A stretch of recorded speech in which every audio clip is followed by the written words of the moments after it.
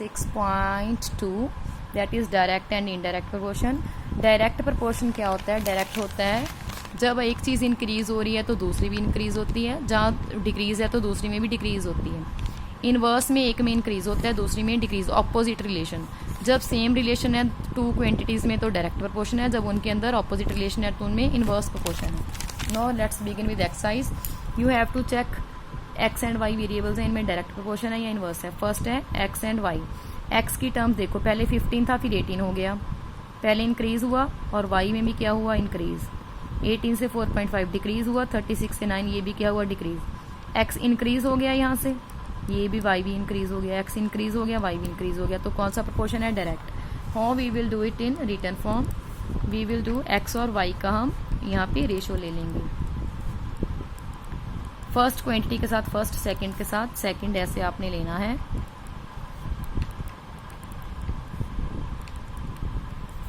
तो 15 1s are 15, 15 2s are 30, 18 1s are 18, 18 2 36, 4.5 का table read किया, यहाँ पे 10.5 का। अगर आपको पॉइंट्स में टेबल नहीं आता है तो आप डेसिमल रिमूव करके कटिंग कर सकते हैं। तो सभी का जो है सेम आ रहा है, तो what we will do, equality put कर देंगे। तो yes, these are in which proportion? Direct proportion. कौन सा प्रपोर्शन है? Direct proportion. इसका सेकेंड पार्ट, उसमें भी हम एक्स एंड वाई का रेशो निकालने लगे हैं। 2/28, फिर है 3.5/16, फिर है 4/14, फिर है 0.2/280। ये 2 के टेबल पे कट किया, 2 1s are 2, 2 14s are 28, यहाँ पे मैंने लगाया 10 5 के टेबल पे, तो क्या बन गया? 7/32। 2 के टेबल पे 2/7, इसको मैंने कट किया 2 के टेबल पे, ठीक है। तो अब इसका 1/14 है, इसका 7/32 है, इसका 2/7 है, तो these are not equal. Equal डाल के आपने कट कर देना है। अगर इनमें इक्वालिटी रेशो वाली इक्वल नहीं है तो व्हाट वी विल डू, कौन सा है ये? Inverse proportion.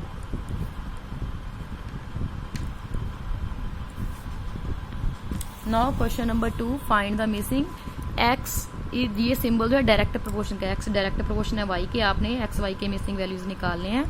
This question you will do yourself with help of third question. Third question में I am going to do X is direct proportional to Y, find missing values of X and Y. अब आपको given है, third question में आपको given है जो x है Y के डायरेक्ट प्रोपोर्शन है, जो सिंबल है ये डायरेक्ट प्रोपोर्शन का है, सिंबल प्रोपोर्शन का है। डायरेक्ट कैसे पता चला? क्योंकि y लिखा हुआ है यहाँ पे।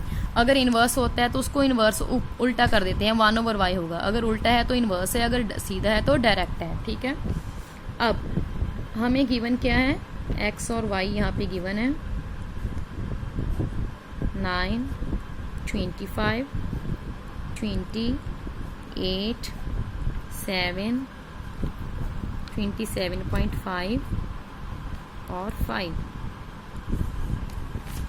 वट आई विल डू, जो मुझे नहीं मालूम है, जैसे एक्स वाई, एक्स वाली लाइन में I will give name x1, इसको आई विल गिव x2, इसको I will give x3। Y वालों में what I will give y1 and y2। अब क्योंकि मुझे गिवन है, क्या given? x is directly proportional, तो हम क्या करेंगे? डायरेक्टली का मीनिंग जैसे जैसे x की वैल्यू चेंज होनी है वैसे ही y की होनी है। तो पहले में अगर मैं इन दो क्वांटिटीज को लूंगी तो आई कांट सॉल्व, क्योंकि इसमें x मिसिंग है, इसमें y मिसिंग है, तो ये वाला पार्ट हो नहीं सकता। वह वाला पार्ट हो सकता है जिसमें ओनली आपके पास 1 क्वांटिटी मिसिंग है। तो आई एम टेकिंग दीज 2। पहले मैं y1 निकालने लगी हूँ क्योंकि ये डायरेक्ट प्रोपोर्शन में है। तो पहले आपने x वाले का x वाले के साथ चेंज करना है। जैसे 25 से 20 चेंज होता है वैसे ही y1 से 8 चेंज होता है। डायरेक्ट प्रोपोर्शन मीन्स जैसे x चेंज हुआ 25 से क्या बना? 20, और इधर जैसे y चेंज हुआ y1 से क्या बना आपका? 8। Now you will do cross multiply, 20 इधर आ जाएगा, y1 की वैल्यू हैव टू फाइंड।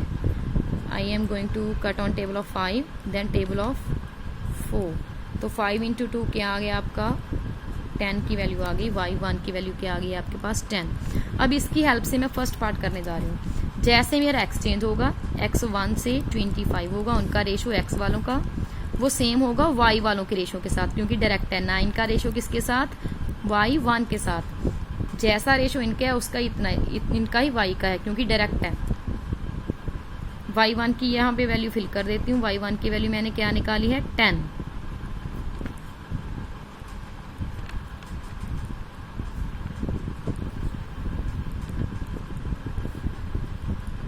ठीक है, तो हम क्या करेंगे, या तो हम सीधा डायरेक्ट पॉइंट पुट कर सकते हैं या फिर आप जो है इसमें कटिंग भी कर सकते हैं। बट आई विल चूज़, क्योंकि यहाँ पे 10 है ऑलरेडी, तो मैं क्या करूँगी यहाँ पे डायरेक्टली है जो पॉइंट पुट कर दूँगी। तो आप 25 का टेबल मैं 9 तक रीड करूँगी। 25 का टेबल रीड करते हैं तो इट इज़ 225, तो वैल्यू क्या आ जाएगी 22.5। अब x1 आ गया, y1 आ गया, x2 निकालना है। तो इन दोनों वैल्यू के साथ आई कैन कंपेयर। जैसे ही इन दोनों का रेशो, x वालों का रेशो, जैसे x चेंज हुआ 20 से x2 चेंज हुआ, वैसे ही 8 से क्या चेंज हुआ 7।